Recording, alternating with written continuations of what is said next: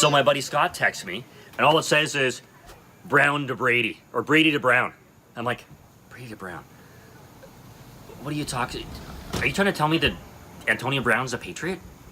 And I'm like, pick up the phone, and I text back to him like, WTF?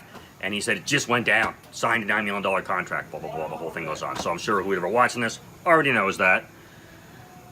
But, so I call my mom, who's a huge Patriot fan, and I call her and say, hey, Mom, you know who Antonio Brown is? And she's like, well, yeah. I said, well, Tom Brady's throwing passes to him now this year. She's like, oh, my God, so we're pretty much winning the Super Bowl now. I'm like, yeah, but like, slow down. Like, sure, I mean, you've got, Antonio Brown is, arguably the best receiver in the league right now. They got Josh Gordon. Oh, sure, coming off his drug problems and rehabs and being never completed a season since 2014. And you've got Demaryius Thomas, who just came off an Achilles injury.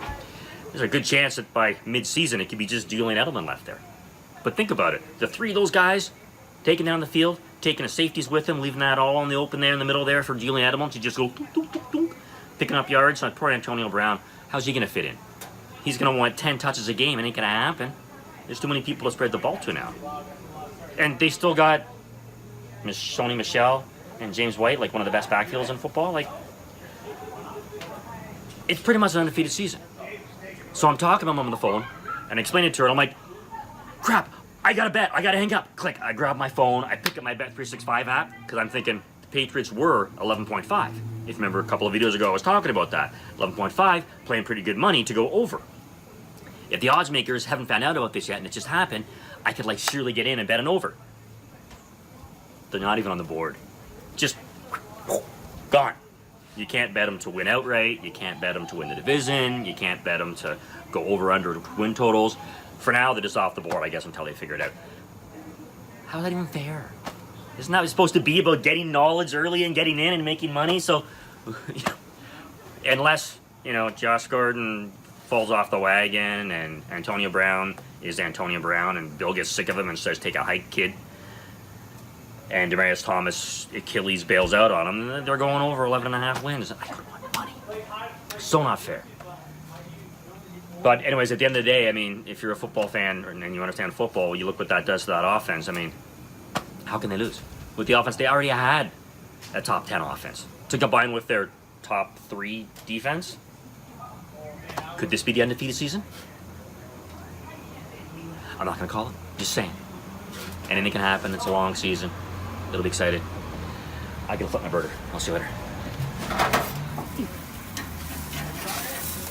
Hey, Ray, just watching Dear Past Nations. By the way, I love your show. I hate to...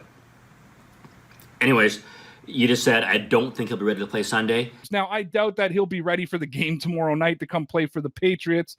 I wouldn't be surprised if the Patriots had him in uniform just to troll the Steelers a little bit. NFL rules, the trade happened on a Saturday.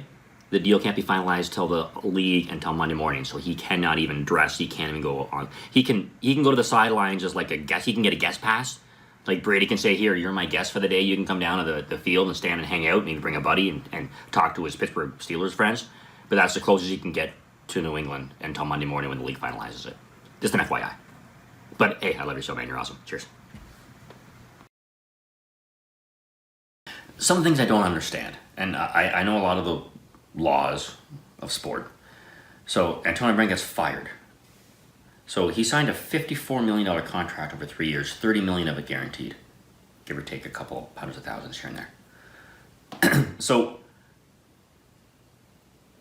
he was such an idiot that he lost that contract.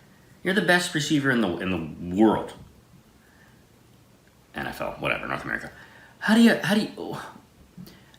He got fired because he missed a couple of practices. And then he got fined by the GM for missing those practices. And in a heated public conversation, he berated the GM, as in, who do you think you are fining me? I'm the star of this team, and blah, blah, blah, and I'm going to slit your throat, you blah, blah, blah, blah, blah, blah, blah. So on and so on. I believe those were the words. I've had mixed reports, don't quote that, but he definitely uttered threats of abuse and harm to the GM. The next day, the coach, John Gruden, comes out and speaks publicly. Antonio apologized. It's all good. You know, we'd love to have him back. He's at practice today. We're a team. We're moving forward. Go Raiders, black and silver, blah, blah, blah, in this whole speech. Well, how do you think the GM feels? It's his team. He just lost all credibility right across the board. No one's going to listen to him ever again.